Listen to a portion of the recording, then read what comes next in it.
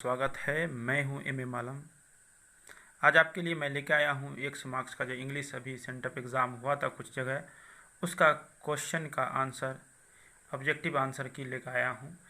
Video अगर आपको exam में अच्छा करना है, जो आपका आगामी बोर्ड एग्ज़ाम होना है या आपका अगर एग्ज़ाम सेंटअप एग्ज़ाम रह गया है उसमें अच्छा करना है तो वीडियो को ज़रूर देखें, लाइक एंड कमेंट ज़रूर करें।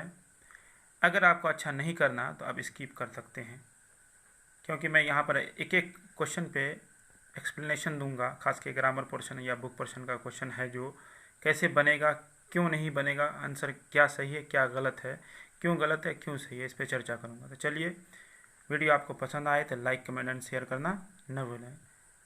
तो क्वेश्चन तैयार किया जाए, निकाला जाए। क्या है क्वेश्चन? पहला क्वेश्चन कह रहा है क्या, तो ये आपका यहाँ पर जो दिया हुआ है पहला क्वेश्चन है, a tiger was killed by a Hunter.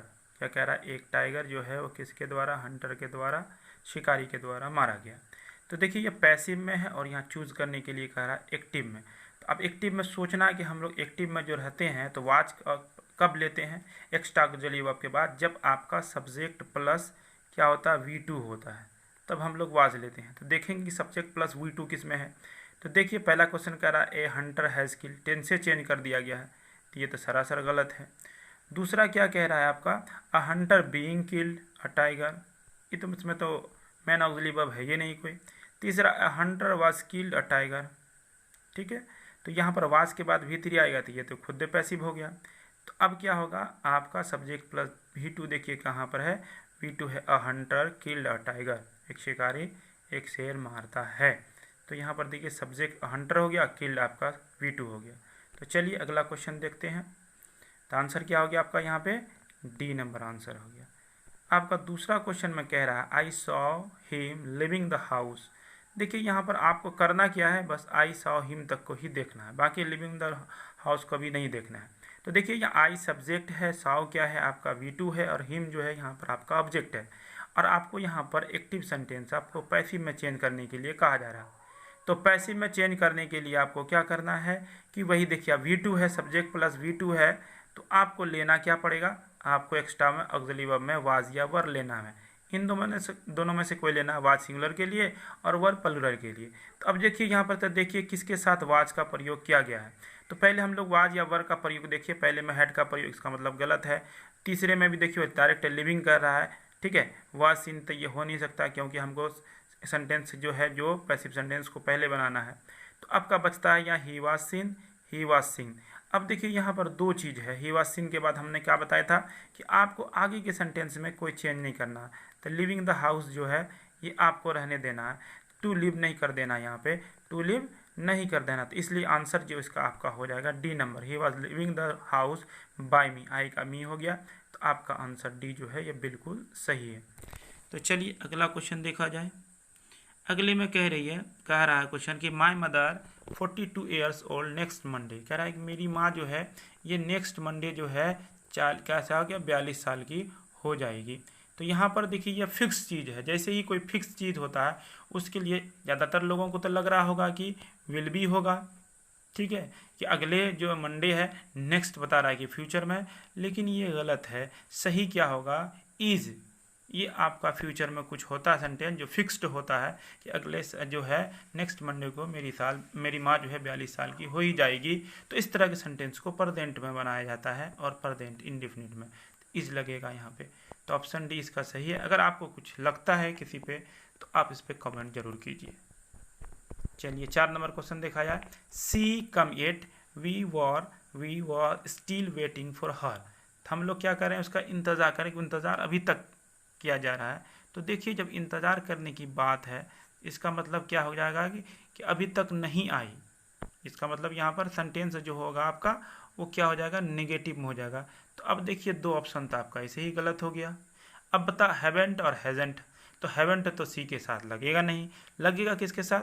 हैजेंट। तो सी हैजेंट कम केम कम विथ, वो अभी तक नहीं आए। We were stilling waiting for her, हम लोग तक उसका इंतज़ार करिए रहे हैं थे, ठीक है। तो अगला क्वेश्चन देखा जाए आई speak the truth, I am not afraid of it, इसको क्या कह रहा है, कम्बिनेशन करने के लिए कह रहा है। देखिए कम्बिनेशन में कभी भी टेंस चेंज नहीं होता, कम्बिनेशन में क्या होता है, टेंस चेंज नहीं होता। देखिए टेंस क्या है आपका, पहले आपको देख लेना, I speak the truth, present indefinite tense, I am not afraid of it, ये भी प्रेजेंट इंडेफिनिट टेंस है। ठीक है, तो आपका देखिए पहला सेंटेंस में आई am not afraid of speaking the truth, ये तो प्रेजेंट में है, लेकिन बाकी देखिए वाज लग गया, ये आपका प्रेजेंट में है, से पास्ट में चला गया, विल लग गया, फ्यूचर में हो गया। अब ये देखिए इसका जो चेंज का है वो टाइप्स आई हैव नॉट का प्रयोग किया गया, तो यहाँ पर जो है टेंस का तो है थोड़ा सा जो टेंस पूछा जाता है उसी टेंस के अंदर कम्बिनेशन करना है। तो देखिए पहला क्या है, आई एम नॉट अफ्रेड, तो आई एम नॉट अफ्रेड ये तो है अफ्रेड ऑफ, एक साथ यहाँ तक ले ही लिया गया। ठीक है, अब उसके बाद क्या है कि अगर आप उसके बाद कंबाइन करना है तो कंबाइन करने के लिए क्या करना पड़ता है, आपको एक सब्जेक्ट को हटा देना पड़ता है। तो एक सब्जेक्ट यहाँ हटा दिया गया, लेकिन सब्जेक्ट हटाने के बाद समस्या हो जाती है कि उसको जेरंड बनाना पड़ता है या आपको पार्टिसिपल बनाना पड़ता है। तो पार्टिसिपल बनाने के लिए क्या पढ़ना, सॉरी इन्फिनेटिव बनाना पड़ता है। तो इन्फिनेटिव बनाने के लिए क्या करना पड़ता है, 2+V1 लेना पड़ता है। तो 2+V1 जो है यहाँ पर आप लीजिएगा तो डबल प्रीपोजिशन हो जाएगा, क्या हो जाएगा, अफ्रेड ऑफ है ही है, उसके बाद टू लग जाए, इसलिए इसको जेरंड बना दिया जाता है। स्पीकिंग द ट्रूथ, ये ऑप्शन आपका जो ए है बिल्कुल सही है, इसमें किसी तरह का कोई शंका नहीं है। तो चलिए अगला क्वेश्चन देखा जाए। अगले क्वेश्चन में कह रहा है dot dot dot Fortune smile upon you, कहते हैं ना कि तुम पर लक्ष्मी की कृपा हो, भाग्य जो है ना, फॉर्चून का माने क्या होता है, भाग्य। तो ये क्या आपका ऑप्टेटिव सेंटेंस है, जैसे हम लोग किसी को दुआ देते हैं, बदुआ देते हैं, तो वो क्या होता है ऑप्टेटिव सेंटेंस। और ऑप्टेटिव सेंटेंस किससे स्टार्ट होता है, जैसे may you live long, may God help you, तो मे से स्टार्ट होता है, तो ऑप्शन बी इसका बिल्कुल सही है। अगला क्वेश्चन, द पेशेंट, देखिए बिफोर लगाया हुआ जब सेंटेंस में हो और एक तरफ पास्ट इंडेफिनिट हो तो दूसरी तरफ क्या हो जाएगा, पास्ट परफेक्ट होगा, जिसको सिंपल पास्ट टेंस कहते हैं। चलिए तो क्या हो गया यहाँ पर हो जाएगा, एक तरफ जब आपका पास्ट इंडेफिनिट या सिंपल पास्ट टेंस है तो दूसरी तरफ क्या हो जाएगा, आपका ऑटोमेटिक है जो वो पास्ट परफेक्ट हो जाएगा। पास्ट परफेक्ट में क्या होता है, हैड प्लस V3। तो देखिए यहाँ पर हैड प्लस V3 किस में है, तो आपका हैड प्लस V3 किस में है, देखिए had died, the patient had died before the doctor arrive, doctor के पहुँचने से पहले ही रोगी जो है वो मर चुका था। चलिए अगला क्वेश्चन देखें, he said be quiet and listen to me. देखिए सेंटेंस जो है यहाँ पर कह रहा है आपको डायरेक्ट से इनडायरेक्ट स्पीच में, मतलब नरेशन है। नरेशन में क्या होता है कि इम्पेरेटिव सेंटेंस है, ये कैसा सेंटेंस है कि यहाँ पर सेंटेंस के अनुसार नरेशन का जो अलग अलग तरह बनता है। तो सेंटेंस आपका जो है बी क्वाइट क्या है एंड लिसन टू मी, ये आपका इम्पेरेटिव सेंटेंस है, इसमें ऑर्डर दिया जा रहा है, ये कहा जाता है, इसलिए ऑर्डर के तौर पे यहाँ पर इस्तेमाल जो किया जाएगा आपको उसी तरह का वर्ब इस्तेमाल किया जाएगा। तो आपका क्या है, he said be quiet and listen to me, he heard. देखिए तो अब जैसे ही इम्पेरेटिव सेंटेंस रहेगा उसमें जो है दैट का प्रयोग नहीं किया जाता है, दोनों सेंटेंस को जोड़ने का कह सकते हैं, सेट के बाद दैट का प्रयोग नहीं किया, और सेट के बाद ऑब्जेक्ट लेना एकदम नेसेसरी हो जाता है। तो जैसे कि यहाँ पर पहले सेंटेंस में कहा गया है ही अर्द दे, मतलब एक से अधिक लड़का है, be quiet and listen to me, मुझे सुनने के लिए कह रहा है। तो अर्द का माने क्या होता है, धमकी देना, जोर से कहना या रिक्वेस्ट अच्छे ये करके करना। तो आपका आंसर क्या हो जाएगा, ए नंबर आंसर हो जाएगा, क्योंकि देखिए इसी सेंटेंस में आपका टू लगा हुआ और इम्परेटिव सेंटेंस में जो है वो दैट के जगह जहाँ नरेशन लगता है वहाँ पर टू लगता है। ठीक है, जिसकी वजह से, और देखिए किसी सेंटेंस में टू भी नहीं लगा, दैट भी नहीं लगा, इस वजह से आंसर जो आपका ए है। अगला क्वेश्चन देखिए थोड़ा सा टाइम लेंगे जरूर, लेकिन एक एक क्वेश्चन पे मैं चर्चा कर रहा हूँ ताकि अगले एग्जाम में आप इस तरह से सोचें तो आपका आंसर सही बने।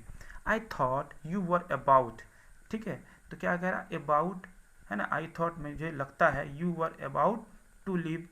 देखिए इसको हम लोग है ना इस तरह अबाउट टू लिव यूज भी करते हैं, तो टू लिव इसका आंसर हो जाएगा। लिविंग भी हो सकता है लेकिन टू लिव जो है ये ज़्यादा अप्रोप्रिएट है।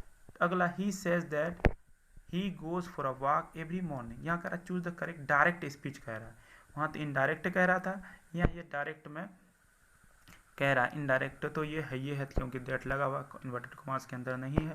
तो अब देखिए कह रहा है ही says that he goes for a walk every morning. देखिए इधर भी पास्ट प्रेजेंट है, इधर भी प्रेजेंट, इसलिए इसका टेंस चेंज नहीं होगा, जो टेंस है उसी टेंस में रख दें। तो अब क्या होता है कि बाकी चीज़ तो पर्सन तो चेंज होगा। तो देखिए पहली बात, देखिए यहाँ पर टेंस के आधार पर आप गलत कर देंगे। देखिए यहाँ पर चला गया प्रेजेंट पास्ट टेंस गलत हो गया, यहाँ विल फ्यूचर टेंस गलत हो गया, टेंस के आधार पर गलत कर दिया जाए और आई के साथ गोज नहीं लगता, ये गलत हो गया। इसका मतलब B number, he says I go for a walk every morning, ये आपका आंसर जो है इस सेंटेंस का, he says that he goes for a walk every morning का सही है। तो चलिए अगला क्वेश्चन देखा जाए। आई रिग्रीट, ठीक है, अभिनंदन करना, ठीक है, या शिकायत करना। तो रिग्रीट सुशान अबाउट द वेडिंग, तो क्या कर रहा है, रिग्रीट के बाद जो है आप देखिए, रिग्रीट के बाद आप क्या लगा सकते हैं, तो एक जो वर्ब है रिग्रीट, इसके बाद क्या होना चाहिए आपका दूसरा वर्ब जो आएगा, तो क्या है, regret to tell, regret telling Susan about the wedding. तो क्या कहा जाता है यहाँ पर, जब एक वर्ब के साथ दूसरा वर्ब लगाया जाता है तो आपको प्रीपोजिशन बीच में देना पड़ता है। तो प्रीपोजिशन देने के लिए आप तो फोर लगाइएगा तभी फोर लगाना पड़ेगा, टू लगाइएगा तब टू टेल, या आप V1 लगाइए। यहाँ पर क्या है आपका, देखिए टू टेल, टेल आपका V1 है। डायरेक्ट टेलिंग भी यहाँ पर हो सकता था, लेकिन सुशान अबाउट द वेडिंग कह रहा है, तो I regret to tell Susan about the wedding. Four अगर आता तो फोर टेलिंग लगाना बेटर होता, लेकिन टू टेल यहाँ पर आंसर चाहिए। तो चलिए अगला क्वेश्चन देखा जाए। बिसाइड, बिसाइड का माने दो होता है, एक होता है बिसाइड, एक होता है बिसाइड्स। बिसाइड का माने होता है के बगल में, और बिसाइड्स का माने होता है के अतिरिक्त, एस लगा हुआ। तो बिसाइड्स के बाद जो आता है कोई न कोई आपका नाउन आना चाहिए। तो देखिए जैसे ही इसमें IS लग जाता है, ये क्या हो जाता है, एडवाइस जो है ये आपका वर्ब है, आपका होता है क्या क्या है, हम क्या बिसाइड्स के बगल में, जैसे he said besides his mother, वो अपनी माँ के बगल में बैठा। तो बिसाइड्स का मतलब के बाद क्या आता है आपका कोई न कोई नाउन आता है, तभी एडजेक्टिव आएगा। तो माई जो यहाँ पर आपका एडजेक्टिव है, लेकिन एडवाइस जो है ये आपका वर्ब है, तो ये अपने आप में गलत है, एडवाइस वर्ब नहीं लगेगा। अब बचता क्या आपका एडवाइसिंग। देखिए जब एडवाइस खुद नाउन है तो इसमें ING लगा के जेरंड बनाने की क्या जरूरी, और जेरंड बनेगा भी तो एडवाइस का बनेगा, इसका मतलब ये भी अपने आप में गलत है। तो आंसर क्या बन गया, आंसर आपका हो गया C नंबर, बिल्कुल सही। बिसाइड एडवाइस, एडवाइस के अतिरिक्त आई गेव हिम $500, मैंने उसे तो पैसा दी, एडवाइस दिया ही, सलाह दिया, सलाह के अतिरिक्त क्या भी दिया, $500 भी दिया। तो आंसर C हो गया, तो बिल्कुल सही। चूज द करेक्ट सेंटेंस, तो यहाँ पर करेक्ट सेंटेंस, देखिए सेंटेंस में क्या है, ही इज़ अ बेस्ट। देखिए जब भी बेस्ट लगे उसके साथ द लगना जरूरी हो जाता है। तो और जब भी क्लास में किसी एक बच्चे को सबसे सुपीरियर बनाएंगे तो वो सुपरलेटिव डिग्री में बनता है, और सुपरलेटिव डिग्री का पहचान है कि उसके साथ द आएगा, ठीक है, the best, he is the best student of the class, option C बिल्कुल सही है। अगला क्वेश्चन चलते हैं। इट वाज डार्क, देखिए टनल जो होता है ये सुरंग को कहा जाता है। अब टनल के कहाँ पर डार्क होगा, अंधेरा होगा, ट्रेन के साथ अंधेरा होगा, ट्रेन के द्वारा टनल पे होगा, ऐसा तो नहीं है। क्या होगा, टनल के इनसाइड, इनसाइड का माने होता है के बीच, के अंदर।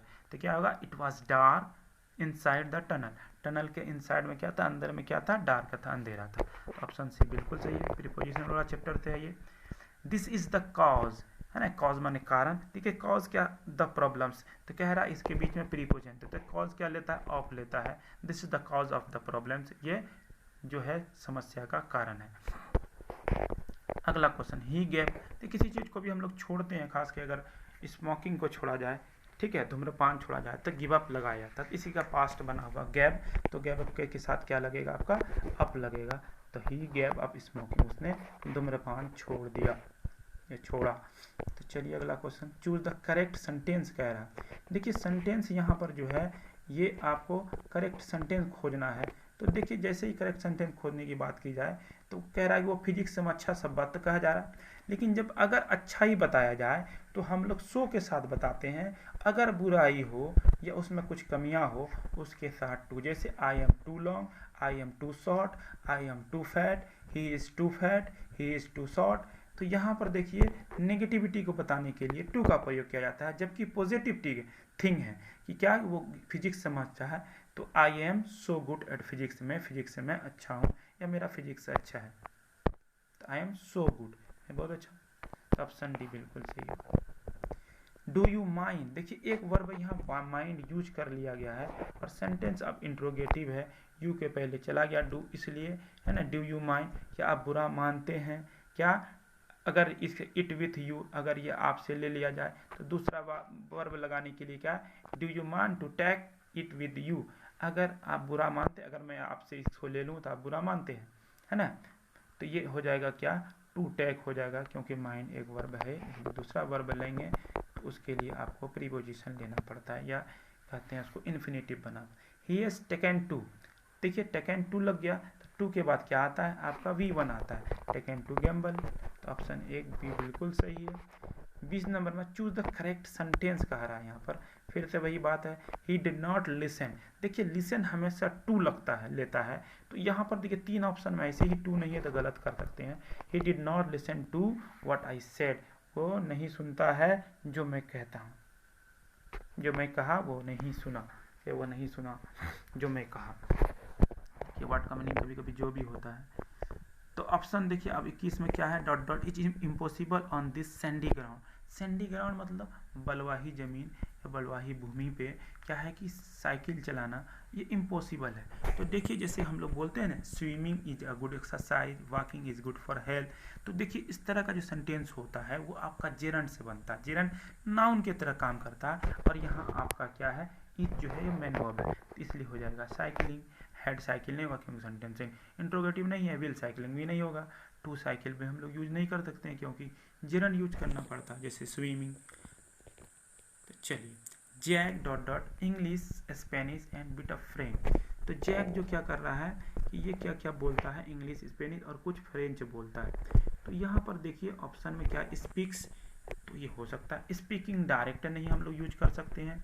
Speak Jack third person singular number है तो नहीं होगा। इज स्पीकिंग बोल रहा है, एक के साथ तीनों भाषा तो ना बोलेगा, तो क्या ये बोलता है, मतलब इंग्लिश भी बोलता है, स्पेनिश भी बोलता है और कुछ फ्रेंच ही बोलता है, इसलिए ऑप्शन 1 जो है आपका बिल्कुल सही है। अगला क्वेश्चन में देखा जाए, अगला question, a disease which spreads by contact is called. जो डिजीज जो है दूसरे आदमी के संपर्क में आने से अगर फैलता है तो उसको हम लोग क्या कहते हैं हिंदी में, संक्रामक रोग। तो देखिए इस क्वेश्चन में जो है आपका चारों जो दिया, अगर आपके पास टाइम है तो मैं क्वेश्चन को पूरा एक्सप्लेन करके पढ़ाना चाहता हूँ कि मीनिंग समझ जाए। इनक्यूरेबल का मानी होता है वैसा बीमारी, घातक बीमारी जिसको लगने से आदमी मर जाए, ठीक है। और इन्फेक्शन का माने क्या होता है, इन्फेक्शन हम लोग बोलते हैं, इन्फेक्शस यहाँ पर दिया है, इन्फेक्शन बोलते भी हैं, संक्रामक रोग बोला जाता है इसको। और कॉन्टाजियस जो है ये भी संक्रामक रोग है, और फाटल जो है ये जानलेवा बीमारी होता है। तो आंसर क्या यहाँ पूछ क्या रहा, disease which spread by contact is called infectious या कॉन्टाजियस। देखिए दोनों यहाँ पर सही है। अब देखिए अगर यूज हम लोग करते हैं जनरली में तो बोलते हैं ना इन्फेक्शन हो गया उसको, तो इन्फेक्शन ही ये इन्फेक्शस जो है ये यूज होगा यहाँ पे, इन्फेक्शस। तो चलिए देख लिया जाए, कंटाजियस भी हो सकता है। अगला क्वेश्चन में क्या कह रहा है, आई लाइक। देखिए लाइक के बाद जो वर्ब आता है वो हमेशा V4 आता है, जेरंड जिसको बोलते हैं। I like paying my bills है ना, I like playing cricket, I like watching movie, ठीक है। तो ये लाइक के बाद क्या हो जाता है, V4 लगता है जिसको जेरंड कहते हैं। तो पेइंग माई बिल्स ऑनलाइन, मैं अपना बिल जो है ऑनलाइन पे करना पसंद करता हूँ। तो अगला क्वेश्चन फिर चलते हैं। देखिए सब ग्रामर पोर्शन का क्वेश्चन है, फिर बुक पोर्शन का आएगा, इसलिए घबराएं मत। वीडियो थोड़ा लंबा हो सकता है लेकिन आपको नॉलेज पूरा मिलेगा। द फोन रैंग, क्या है, द फोन रैंग, बजा, कब बजा भाई, देखियो कुछ मिनट पहले। तो ये जो है अ फ्यू मिनट्स, ये बिल्कुल सही। अ फ्यू जो है प्लुरल है, देखने में लग रहा है सिंगुलर लेकिन प्लुरल होता है, इसके बाद मिनट से लगा हुआ है, कुछ मिनटों पहले। तो चलिए, I dot dot my old mobile any more, कह रहे मैं अपना ओल्ड मोबाइल जो है अब किसी भी कीमत पे एनी मोर और ज़्यादा इस्तेमाल नहीं करता हूँ, कहना किया तो नहीं हो सकता है। देखिए पहले इसमें गलत कर दें, आई डजंट यूज़ तो होगा नहीं, डोंट के बाद यूजिंग नहीं होगा, ठीक है। अब क्या, एम नॉट यूजिंग, मैं नहीं कर रहा हूँ एनी मोर, नहीं किया था, ये पहले की बात तो पास्ट हो नहीं सकता, इसलिए ये भी गलत, ये भी गलत, ये भी गलत, बता गया आई am not using. 27 number question में देखा जाए, choose the correctly spelled word. देखिए स्पेलिंग पूछा गया तो गवर्नमेंट का स्पेलिंग जो होता है ये डी वाला बिल्कुल सही है। अगला question, what dot dot in the evening. तो देखिए आप क्या कर रहा है, यहाँ सेंटेंस कह रहा है साइन ऑफ इंट्रोगेशन, इसका मतलब क्या हो जाएगा, जो सब्जेक्ट आएगा उस सब्जेक्ट के पहले में क्या होगा, ऑक्सिलरी वर्ब होगा हेल्पिंग वर्ब। तो व्हाट डू यू डू, देखिए यहाँ पर सिर्फ डू के पहले ही ऑक्सिलरी वर्ब है, बाकी किसी के पहले नहीं है, इसलिए आंसर अगर व्हाट आर यू डूइंग रहता तो तब तो ठीक था, लेकिन क्या हो जाएगा आपका आंसर सी हो जाएगा। अगला क्वेश्चन देखिए, choose the correctly spelled word. फिर वही हो गया, मिलेनियरी है ना, मिलीनियर से बनता है मिलीनियरी, तो आपका मिलियन है ना, मिलियन एरी बोला जाता है इसको, तो मिलीनियर सुनने में लगता है वही है आपका ऑप्शन डी बिल्कुल सही है। आई डोंट नो मनी ही है। देखिए मनी और रुपी में अंतर होता है। अगर रुपये होता तो हम लोग लगाते how many rupee he has, लेकिन यहाँ क्या धन है, मनी है, तो हाउ मच मनी ही है, ऑप्शन सी बिल्कुल सही हो जाता, मटेरियल नाउन हो जाता है money. I dot dot football after work, तो क्या कहता है कि मैं फुटबॉल खेलता हूँ किसके बाद, देखिए डायरेक्ट आप बिफोर का, क्योंकि यहाँ पर मैन वर्ब कोई नहीं है, तो आप जो चूज कर रहे हैं चारों ऑप्शन में मैन वर्ब, तो आई के बाद पेलिंग आप डायरेक्ट यूज नहीं करते थे, एम पेलिंग हो सकता है, टू का भी प्रयोग नहीं कर सकते हैं, क्योंकि आपको जब मैन वर्ब लेना है तो विदाउट क्या क्या आपको प्रीपोजिशन लिखाना, एम के बाद भी फोर लगना चाहिए था, यहाँ एम प्ले, ये अपने बात में गलत, तो ऑप्शन बचता आई प्ले। इसका मतलब क्या है कि मैं फुटबॉल खेलता हूँ किसके बाद, आफ्टर वर्क, काम के बाद। सुरीता इज, अब यहाँ देखिए हर हैंड बैग क्या करती है, कैरी से क्या हो, इज है, तो इसके बाद क्या हो सकता है, इसके बाद विल नहीं आता है, इसके बाद डायरेक्ट V1 नहीं आएगा, V3 आता पैसिव रहता था, तो क्या he is carrying, Sita is है ना, सरिता इज कैरिंग, ढो रही है हर हैंडबैग, अपना उसका हैंडबैग है खुद से। आई एम द, देखिए द जो जब भी आ जाता है इन द फैमिली, जैसे पहले में भी मैंने चर्चा किया था, उसके बाद सुपरलेटिव डिग्री आता था। देखिए यहाँ पर क्या है, I am the shortest in the family, ठीक है, द लगा था शॉर्टेस्ट हो जाएगा, ठीक है, द नहीं होता तो टू शॉर्ट हम लोग यूज करते। तो चलिए अगला क्वेश्चन देखा जाए, 34 नंबर कह रहा है, he dot dot punished for line, तो क्या क्या उसको उसकी गलती के लिए, देखिए यहाँ पर क्या है कि सेंटेंस जो है पनिश्ड किया गया, इसका मतलब सेंटेंस पैसिव में है, पैसिव में क्या होता है कि पैसिव में आप हैज़ के साथ बिन लेना पड़ता है, ठीक है, तो पहली बात कि डू तो लगता नहीं है, तो इसका मतलब डू गलत, सेंटेंस जो है पास्ट में है ये बात तो है, लेकिन हैज़ के बाद बिन रहता तब सही होता, अब हैड के बाद पनिश्ड, तो फिर इसके बाद बिन लेना जरूरी होता, इसका मतलब ये गलत। तो वाच के बाद V3 में क्या, पैसिव में क्या होता है V3, तो he was punished for lying, वो झूठ बोलने के लिए क्या किया, पनिश्ड किया गया। चलिए अगला क्वेश्चन, गलती किसी अगर शंका लग रहा है तो कमेंट जरूर कर सकते हैं, लेकिन एक तरह भी मिस्टेक की संभावना बहुत ही कम है, 99% आंसर सही होगा। Choose the correctly spelled word, तो जो करेक्टली स्पेल किया गया है उसको बताते। डिफरेंट का स्पेलिंग आप लोग को पता है, DIFFERENT, तो ऑप्शन सी बिल्कुल सही है। अगला it is dot dot unique, देखिए यूनिक अपॉर्चुनिटी में एन यूनिक मत मार दीजिएगा, यूनिक जो है ये इसका जो प्रोनाउंसिएशन है वो ना वॉवेल से स्टार्ट ना होकर के इसका प्रोनाउंसिएशन जो है वो कॉन्सोनेंट साउंड से स्टार्ट होता है, इसलिए ए हो जाएगा ऑप्शन बिल्कुल सही।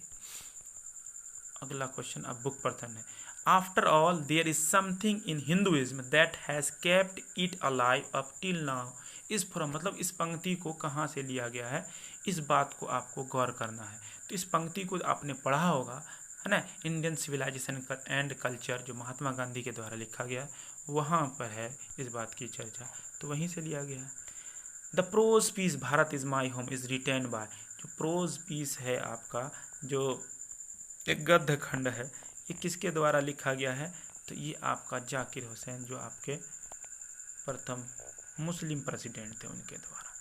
सीगा नोया इज अ, तो क्या है जापानीज ये राइटर हैं, तो ऑप्शन सी बिल्कुल सही हो गया, बुक पर्सन है इसलिए।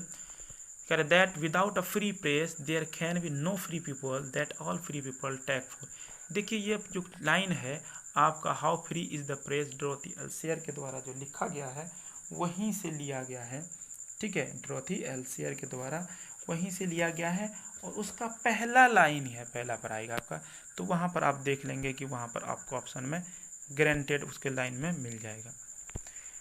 41 नंबर कौन सा है, nor in hope the word can show a fitter love for me, देखिए लव का चर्चा किस में किया गया, sweetest love I do not go जो जॉन डन के द्वारा लिखा गया है, तो इसका मतलब ऑप्शन डी बिल्कुल सही है।